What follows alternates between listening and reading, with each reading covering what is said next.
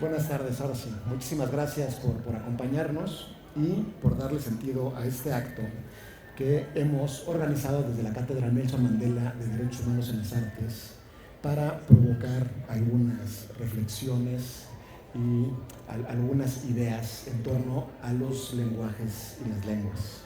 El propósito de este platicatorio trialógico es reflexionar sobre uno de los temas fundamentales e inevitables cuando se trata de pensar nuestra naturaleza, tanto animal como subjetiva y social.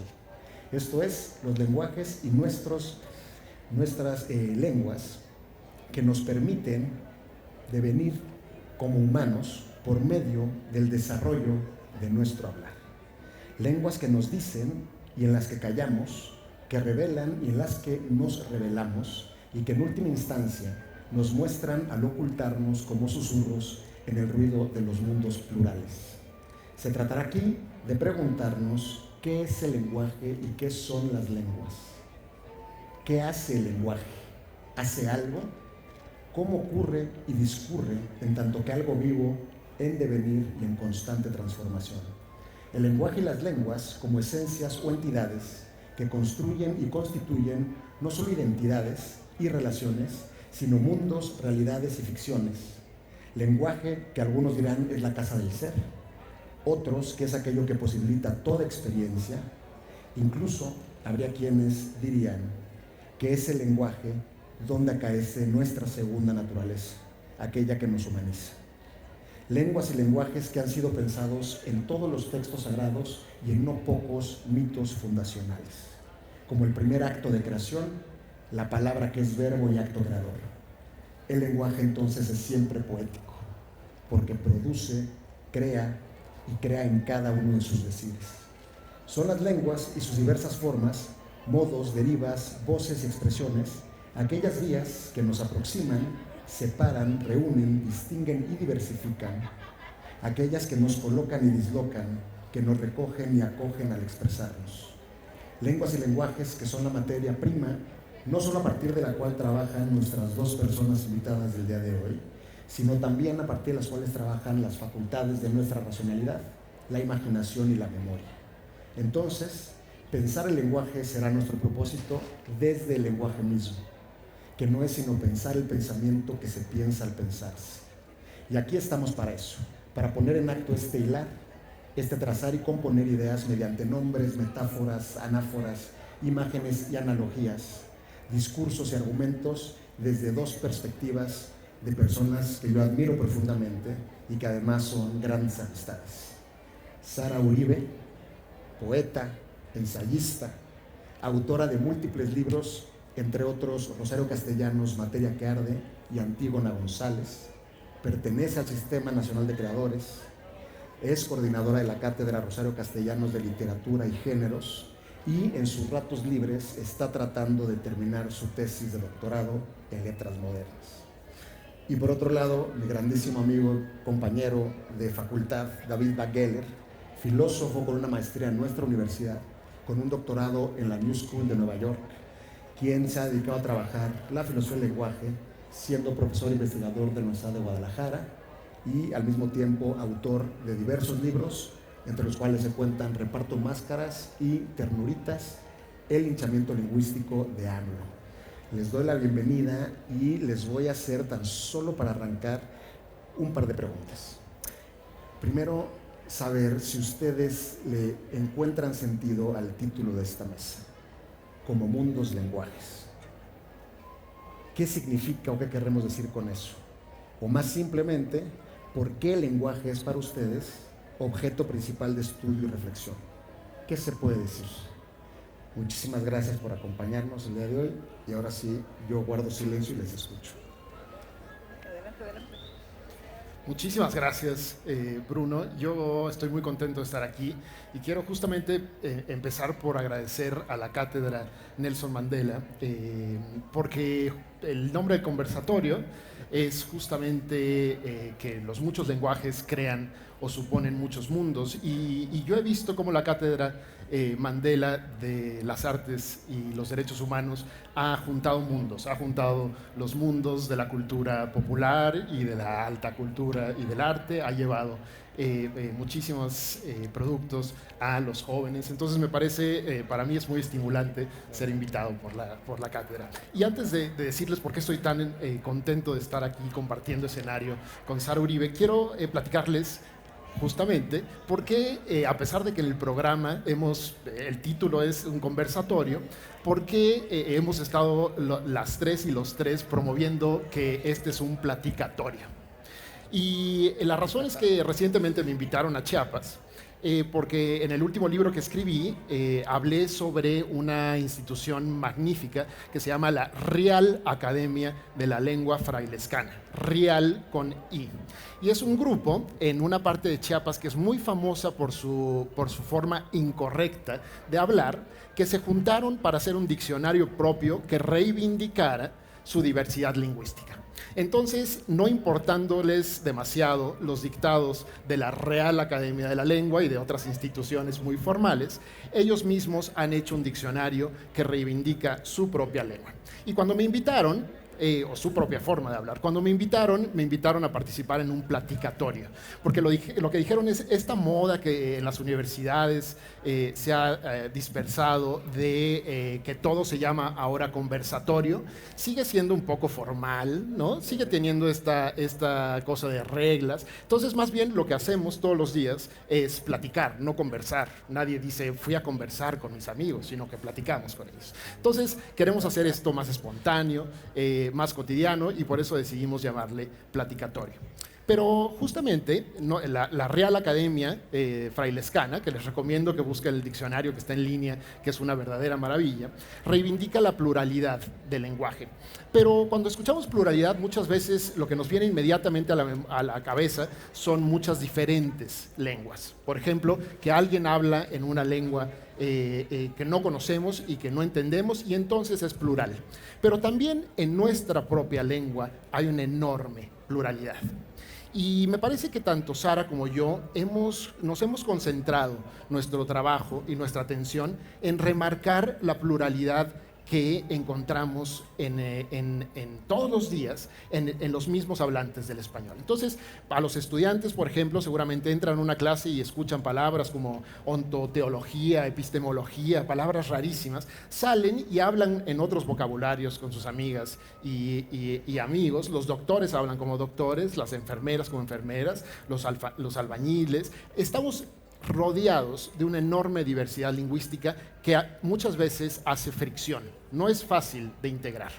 Y Sara tiene un libro verdaderamente magnífico que se ha vuelto un libro indispensable en México, que es Antígona González, en el que logra integrar diferentes lenguajes, en los que aparece el lenguaje de la prensa, el lenguaje de la academia, el lenguaje callejero, el lenguaje poético, el lenguaje clásico, y no aparecen contrapuestos, sino que aparecen integrados. Y a mí eso, cuando leí ese libro, me pareció magnífico, porque dije, Sara está haciendo lo mismo que estoy haciendo o que estoy intentando hacer yo a través del análisis de los discursos ordinarios políticos. Entonces, estas son las razones breves por las que yo estoy tan contento de compartir esta mesa con mis compañeros. Gracias, David. Gracias, David. Además, me hiciste quedar mal porque yo fui muy formal al principio. Entonces, pero qué bueno que mencionaste a los estudiantes, porque quiero agradecer la presencia de estudiantes, queridas, queridos colegas. Sara, te escuchamos, por favor. Pues estoy muy contenta también de estar esta tarde aquí en compañía de dos filósofos, y tengo que revelar que yo estudié en la licenciatura filosofía también, entonces es como en el chiste, entran tres filósofos a una feria del libro. Averigüe usted qué pasó después. La pregunta sobre si el lenguaje construye mundos, si el lenguaje es un mundo, me remite a dos frases. Esta mañana en la conferencia que dio Juan Villoro, voy a parafrasear seguramente mal la cita que hizo de Paul Valéry, donde más o menos decía algo parecido como a que necesitamos ser dichos para existir. O sea, si alguien no nos nombra, quizás no tenemos esa existencia, ¿no?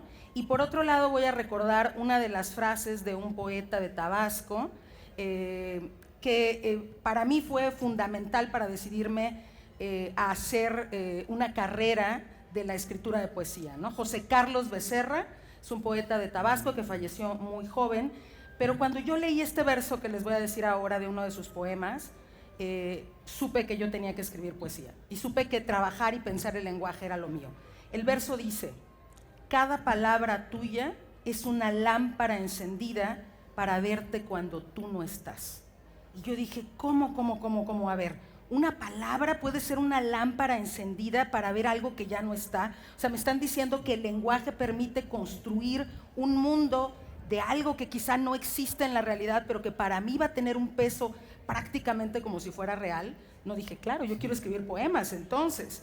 Y el otro día justamente me pasaba que leyendo un poema, dije, yo me quiero quedar a vivir en este poema. O sea, me encanta tanto este poema que yo podría quedarme a vivir ahí, que yo quisiera que fuera un mundo, y de hecho yo creo que los poemas son mundos, que la literatura son mundos en los que habitamos por un rato mientras leemos ese cuento, mientras leemos esa novela, mientras leemos ese ensayo, y ese habitar por un momento, por un rato, porque evidentemente ojalá pudiéramos quedarnos toda la vida ahí, pero tenemos que seguir el diálogo con la realidad, porque a final de cuentas la literatura, el lenguaje es un mundo sin duda, pero un mundo que dialoga y que nos transporta a esta conversación, a este platicatorio también, pero con nuestra propia realidad, ¿no? Entonces, me parece que la posibilidad de entender esa diversidad de la que hablabas, esa diversidad de mundos, de lenguajes, justamente es una posibilidad un tanto retadora, es decir, cómo conjuntamos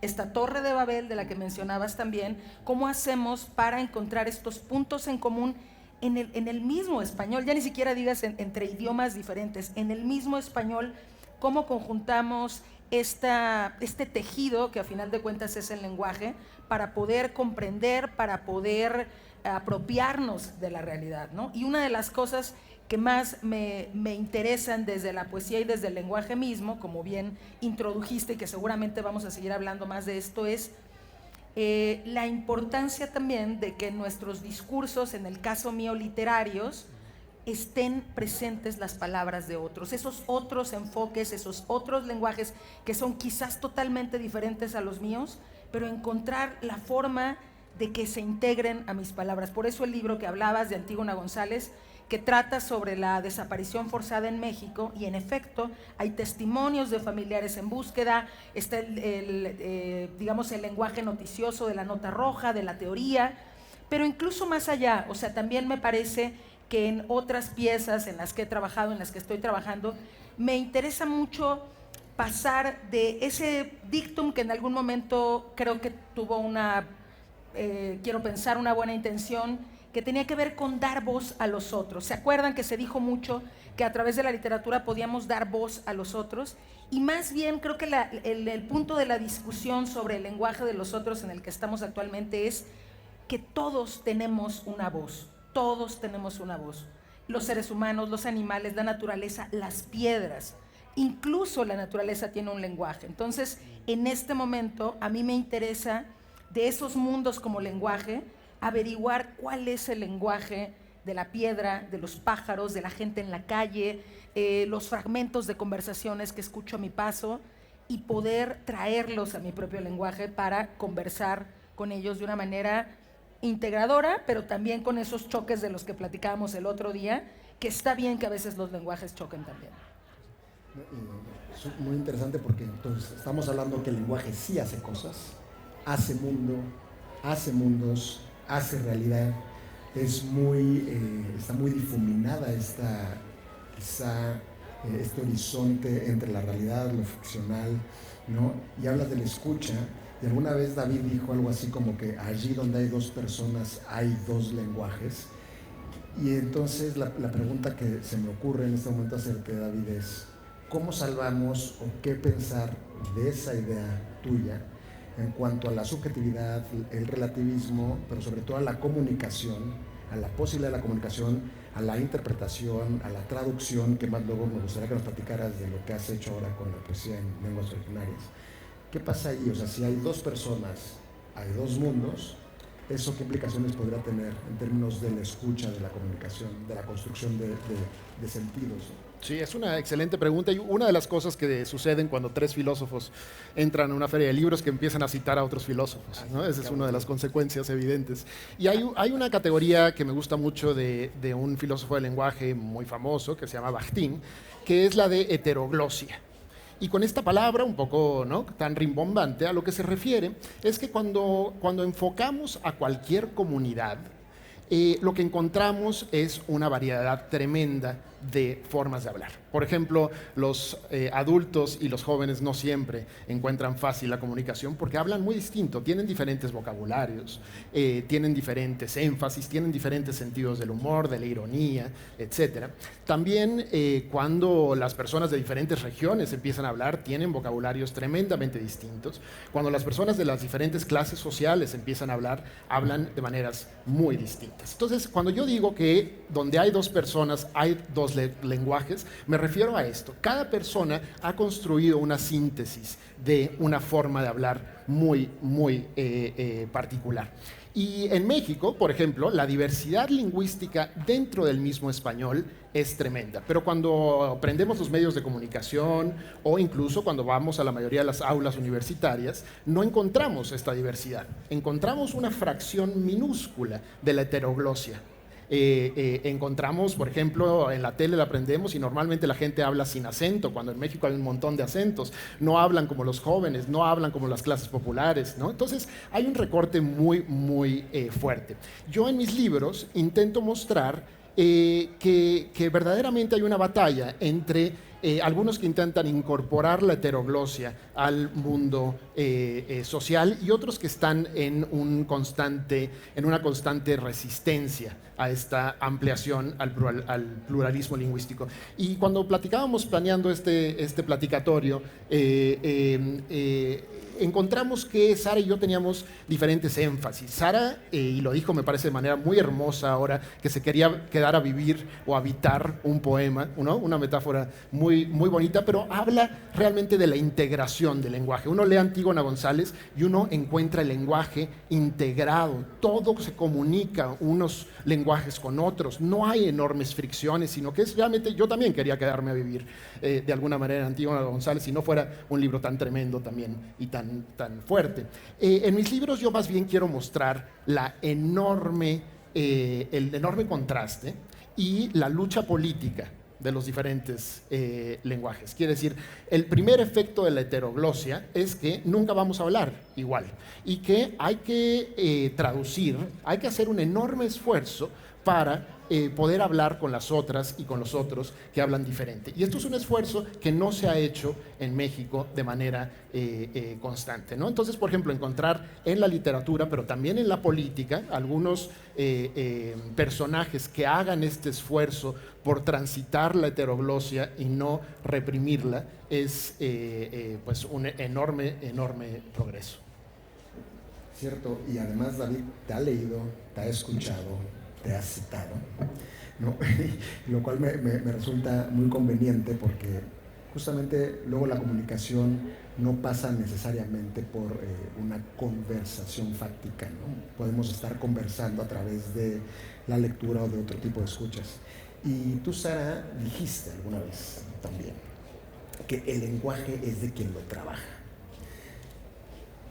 ¿Qué quieres decir con eso y cómo podríamos relacionar esa idea con lo que nos está diciendo David, de esta tensión, de esta lucha que hay muchas veces incluso por imponer un discurso unívoco, más ahora, ¿no?, con las coyunturas donde hay debate público sobre lo político? Sí, lo sostengo. Yo creo que el lenguaje es de quien lo trabaja y también creo, como alguna vez dijo la poeta Celerina Patricia, que el lenguaje es un acto político, totalmente. O sea, cada palabra que decimos tiene una carga política, estemos conscientes o no.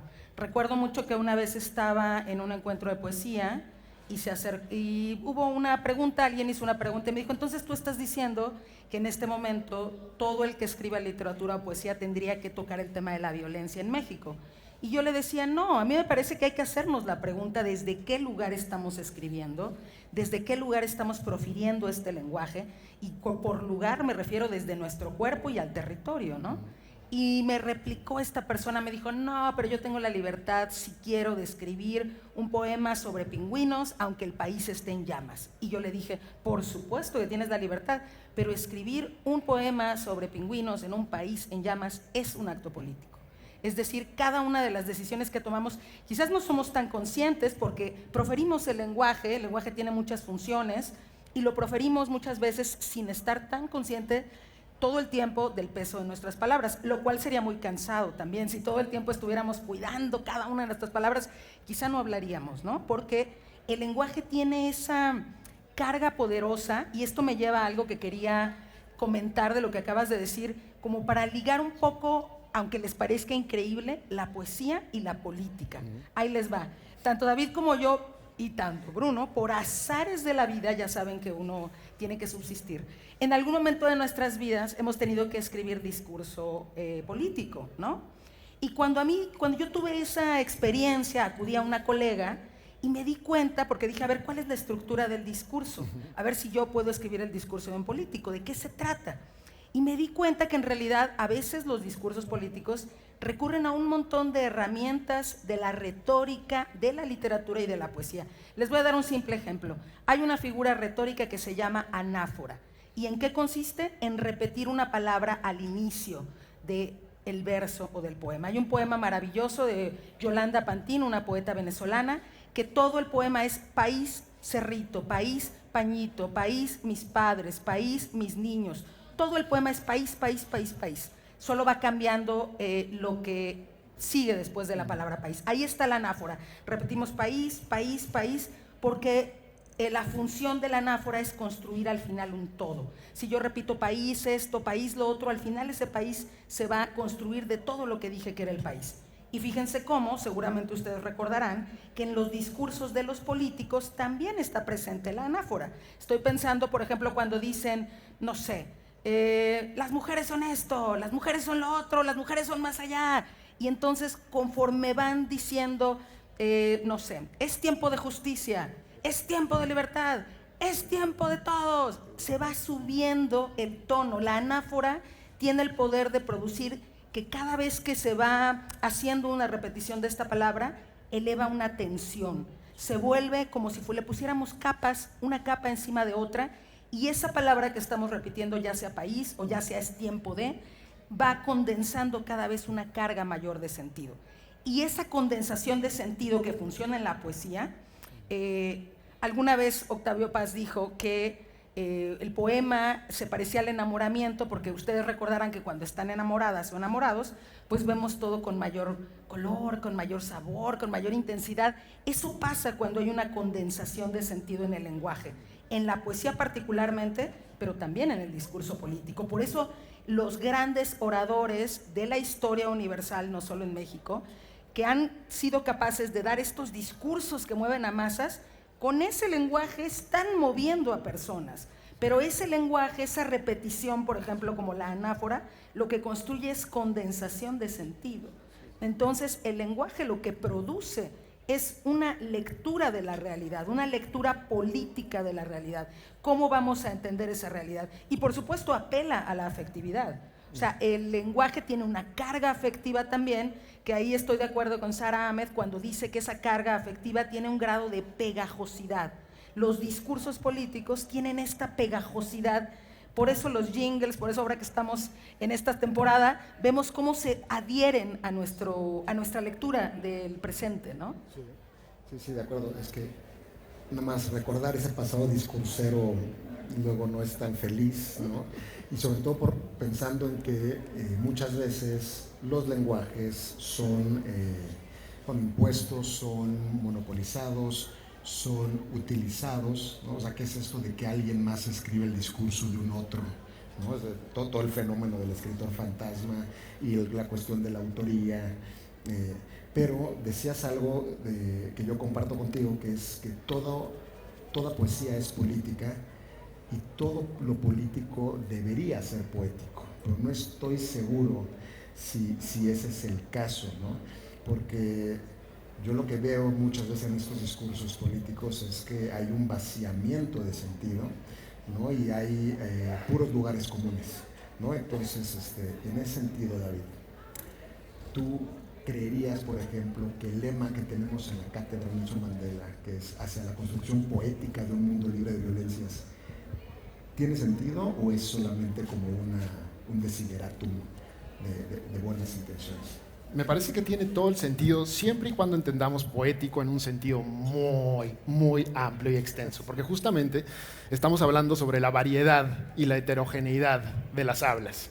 Y yo, digamos, los que no somos poetas y nos gusta la poesía, tenemos también a veces una especie de, no diría de desconfianza, porque está demasiado cerca, Sara, para usar una palabra tan fea, pero habitamos un rato, leemos un poema y disfrutamos de ese lenguaje, y salimos al mundo y vemos que hay otros lenguajes que funcionan muy bien para hacer otras cosas. Y que, de nuevo, los albañiles no hablan con metáforas de Octavio Paz, pero se comunican muy bien, y que tienen buenos dichos, y que tienen buenos acentos y buenos chistes. La verdad es que en una de esas yo prefiero el chiste del zapatero que el chiste de Octavio Paz. Más bien no en una de esas, creo que seguro, ¿no? Entonces, realmente cuando hablamos de pluralidad, hablamos de pluralidad en serio, ¿no? Entonces, si tenemos una idea de la poesía suficientemente amplia para que quepan muchísimas voces, porque lo que dijo Sara hace rato me parece fundamental. Se repitió durante las últimas décadas que era muy importante darle voz a los otros. Y ahora esa expresión realmente nos parece de pésimo gusto político. Nos parece que la vida no se trata de que vengan unos y se suban a un estrado a darle voz a los otros. Se trata de que todas las voces sean escuchadas. Pero ese es un proyecto político verdaderamente difícil, ¿no?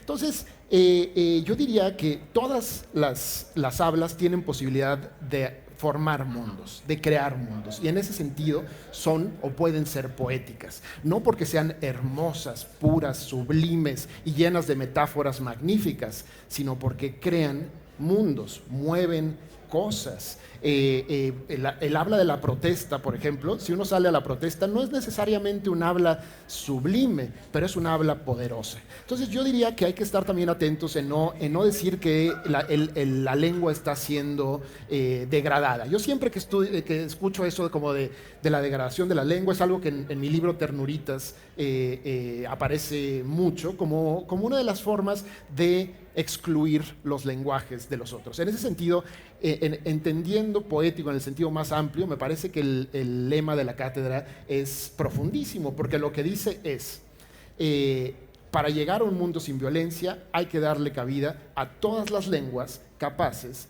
de construir, crear y lograr la cooperación entre las diferentes personas. Increíble, David. Y hablamos de lenguaje y poder. Y tú, Sara, acabas de comenzar un proyecto bellísimo, magnífico. Estás yendo a bachilleratos, llevando a poetas de pueblos originarios. Y bueno, llevas una primera experiencia, pero ¿qué descubriste ahí? O sea, ¿cómo reaccionan las juventudes ante estos discursos que no necesariamente les son cercanos, ¿no? ¿Y qué pasa ahí cuando estamos hablando de poesía escrita en lenguas que no son luego tan fáciles de traducir al castellano?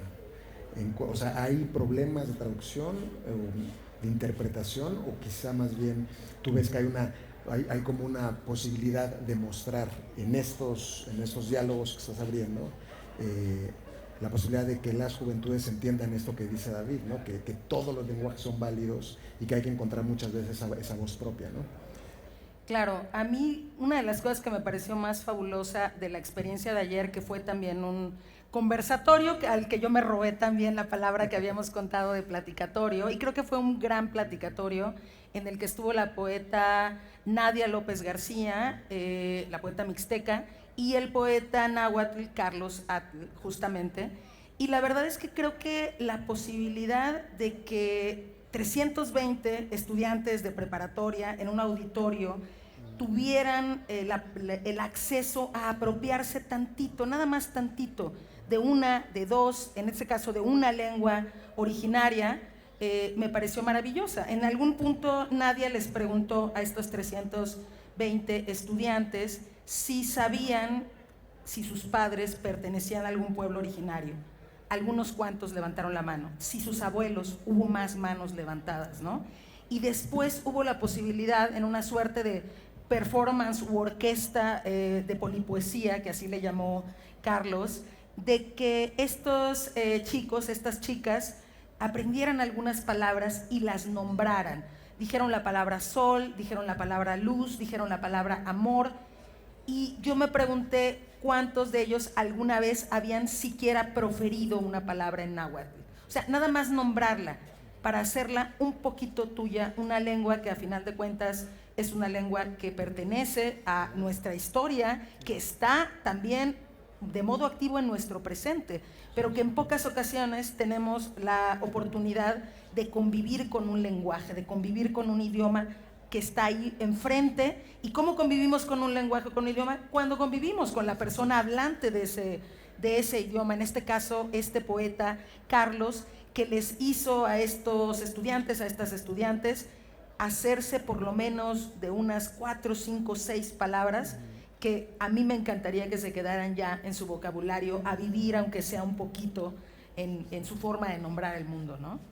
Sí, sí. Y esto que reiteras, que es el lenguaje es algo vivo y es algo que se encarna, es algo que ocurre con el cuerpo y que es necesariamente afectivo, ¿no? Entonces también muchas veces ese poder decir un afecto en otra lengua quizá te hace vivirlo de una manera diferente, ¿no? Y entonces construimos otro tipo de vivencias y expandimos también el modo en el que estamos en el mundo, ¿no? Y David, una pregunta filosófica, dado que estás refiriendo muchas veces, siento, si no me corregirás, a Wittgenstein, a los dos Wittgensteins, cuando hablas de, por ejemplo, del lenguaje de los albañiles y cómo muchas veces se puede enunciar incluso una idea, se puede hacer un discurso incluso monosilábico, ¿no? Entonces, en ese sentido, tú estarías en la postura de que los lenguajes son un juego y que el significado del hablante y de quien escucha se da en el contexto, o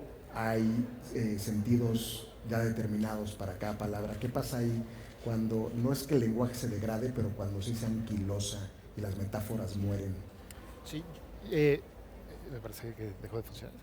Yo uso mucho el pensamiento de Wittgenstein, sobre todo porque Wittgenstein hizo énfasis en esto que yo estoy insistiendo casi con exceso, dirán, que el lenguaje es de los hablantes, ¿no? Que el lenguaje, realmente las definiciones se decían en el uso y no en los diccionarios y no por ninguna autoridad, sino que realmente los expertos en el lenguaje y los dueños del lenguaje son todas y todos los que la usamos, ¿no?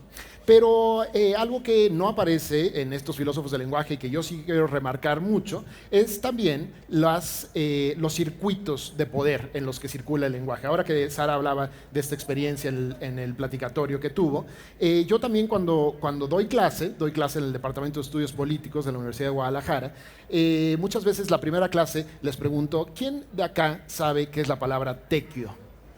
Y normalmente ninguno y ninguna de mis estudiantes sabe. Pero si les pregunto, ¿qué dice Sartori sobre autonomía del Poder Judicial? Todos levantan la mano y lo saben. Quiere decir, las diferentes palabras no circulan solo porque son más bonitas o son más feas, sino porque hay detrás estructuras de poder que las hacen circular. Y la palabra de tequio, por ejemplo, no nos llega o no le llega a mis estudiantes jóvenes de la Universidad de Guadalajara, mientras que otros discursos académicos, políticos, mercadotécnicos les llegan muy bien. Entonces, hay diferentes juegos de lenguaje, sin duda, pero no son juegos parejos, son juegos disparejos. Vivimos en una sociedad en la que unos lenguajes tienen muchísimos patrocinadores, muchísima poder que los impulsa detrás y otros no. Entonces, a mí me parece que la conjunción entre realmente lo que dijo Sara de la única forma de escuchar el lenguaje del otro es escucharlo directamente. Esa es la primera, ¿no? Pero la segunda es que también hay instituciones y hay estructuras de poder. Y también es importante poner a circular otros discursos en los medios de comunicación, en la academia, no puros teóricos europeos blancos del siglo XIX, ¿no? Realmente diversificar nuestras fuentes de lenguaje, juntando estas dos, que podría ser la versión poética y la versión política de la pluralidad lingüística. Me parece que esa es la vía para no tener que darle voz a nadie, sino más bien para estar escuchando voces diversas. Y yo quería añadir algo cuando hablas de que hay algunos discursos que mediante estas estructuras de poder tienen o tienden a ser más escuchados, más publicitados, a ocupar espacios donde tienen la facilidad de llegar a más gente.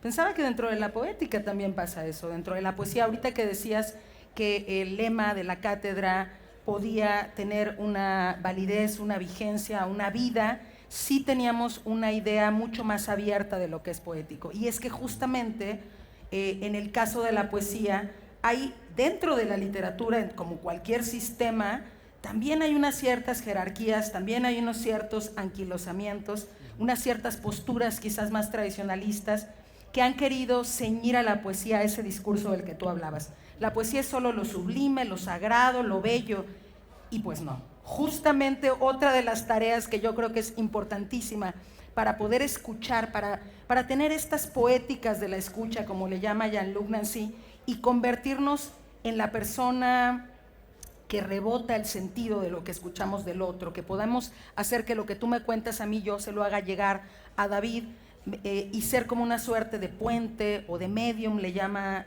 Jean-Luc Nancy, tiene que ver con la capacidad de escuchar a ese otro en un sentido, por supuesto, más plural, que es de lo que estamos hablando. Y en el caso de la poesía, a mí me interesa mucho decir que la poesía, aunque se diga y se repita que tiene que ver con lo bello, con la expresión de sentimientos, con lo sublime, con lo sagrado, no. La poesía va mucho más allá de eso.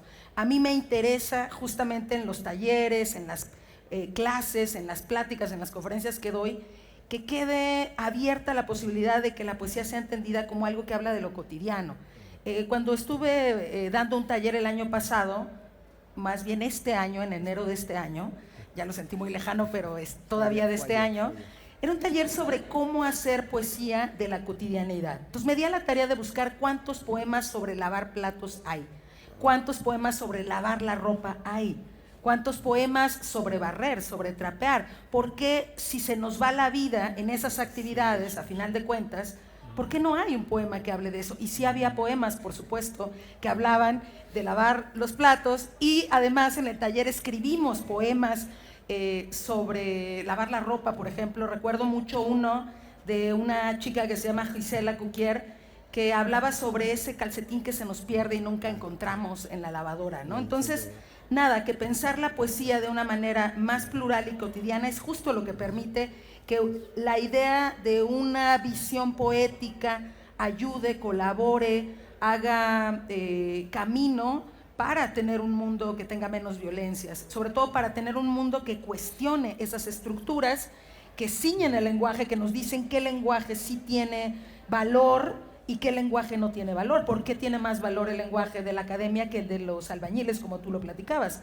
Y una de las cosas que me ha dejado muy en claro que en realidad podemos hallar poesía en cualquier parte, es que por el proyecto que tengo ahora del Sistema Nacional de Creadores, estoy trabajando en una poética que tiene que ver con eso, con poéticas de la escucha, y todo esto empezó, fíjense, en una tortería en El Paso, Texas. Me estaba yo comiendo una torta de colita de pavo, pruébenlas, son deliciosas, grasosas pero deliciosas, y de pronto de entre el griterío, entre la heteroglosia del lugar, palabras en inglés, palabras en español, oigo la voz de una mujer que dice: no, pero esa casa no era, no fue así.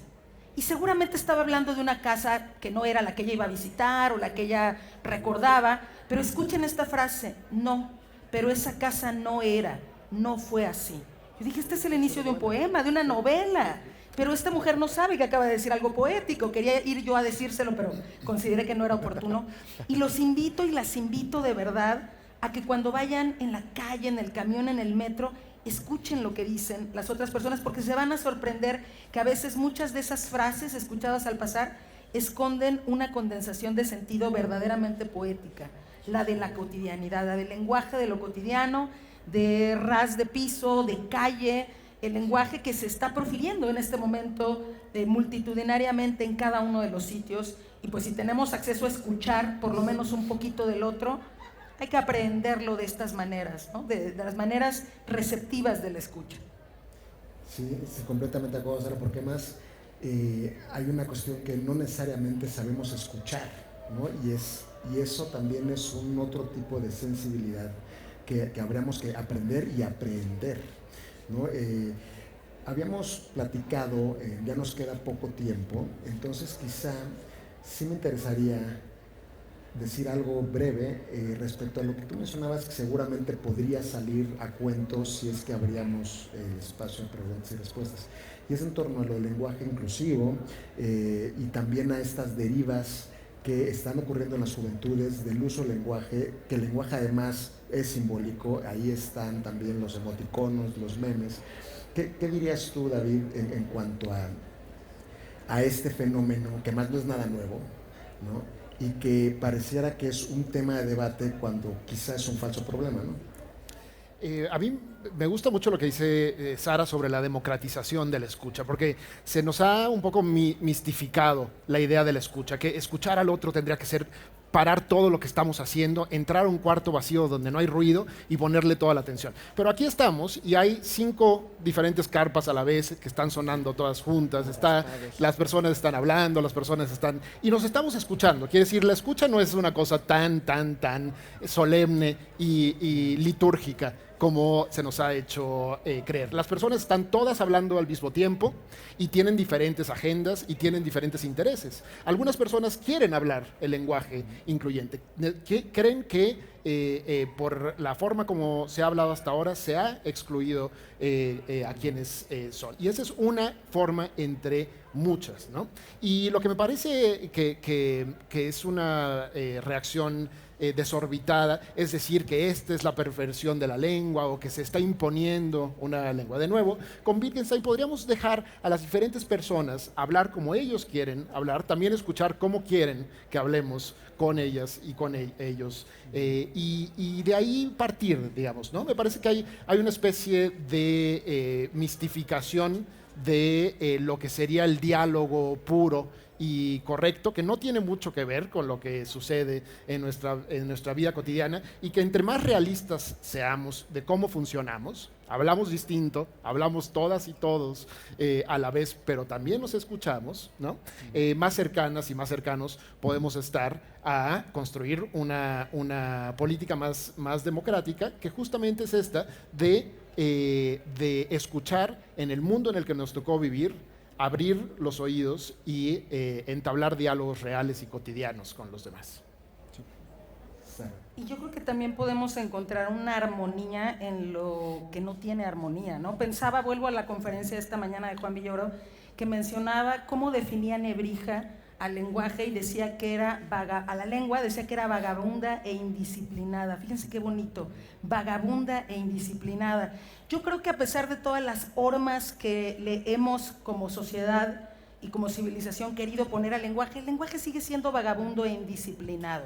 El lenguaje se sigue, por eso decía yo en la conversación que teníamos, que el lenguaje es de quien lo trabaja, ¿no? Porque al final de cuentas el lenguaje es un trabajo colectivo, entre todas, entre todos, entre todos hacemos esa lengua. Y pensaba que con respecto del lenguaje inclusivo, por ejemplo, yo he escuchado a muchas chicas hablar de que tienen cuerpa.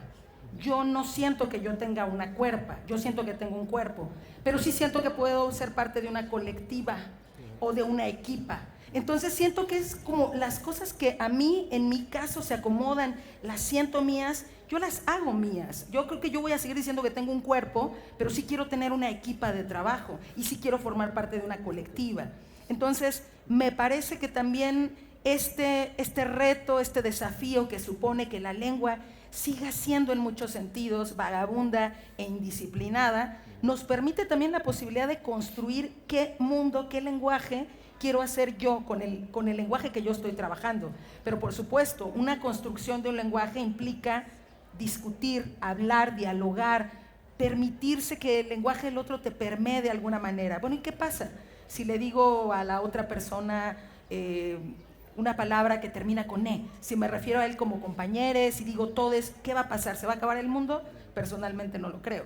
Más bien se está construyendo otro mundo. En lugar de que se acabe un mundo, permitir que las maneras en cómo quieren ser nombradas otras personas sean factibles, lo que hace es abrir más mundos, abrir más posibilidades de nombrar. Y como comencé diciendo, también refraseando lo de Paul Valéry, si somos dichos tenemos existencia, pues hay que nombrar a los otros como quieren existir. Y si los otros y las otras y los otros quieren existir en un lenguaje inclusivo, hay que abrirnos a esa invitación de crear un nuevo mundo.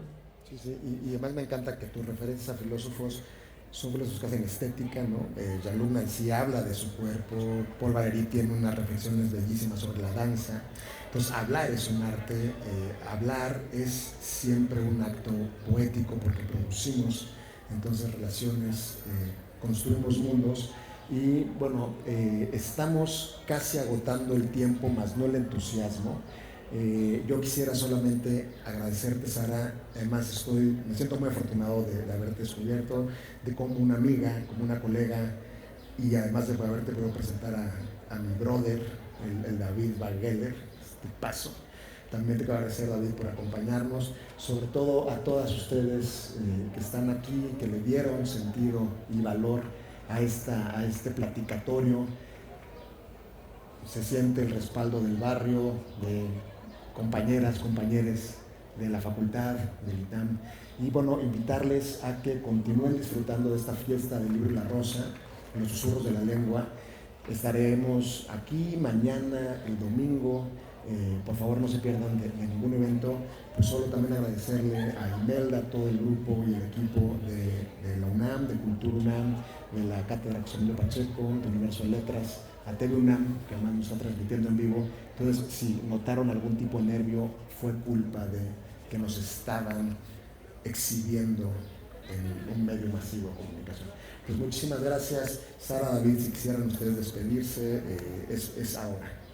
No, muchísimas gracias. Creo que ha sido espero que hayamos predicado con el ejemplo y nos hayamos escuchado entre nosotros. Lo que faltó es escucharles a ustedes, pero espero que el próximo año podamos repetirlo y justamente abrirnos a sus preguntas. Nada, pues agradecerles esta conversación tan rica y al público invitarles a que lean, a que escuchen, a que trabajen su propio lenguaje. Pues muchas gracias.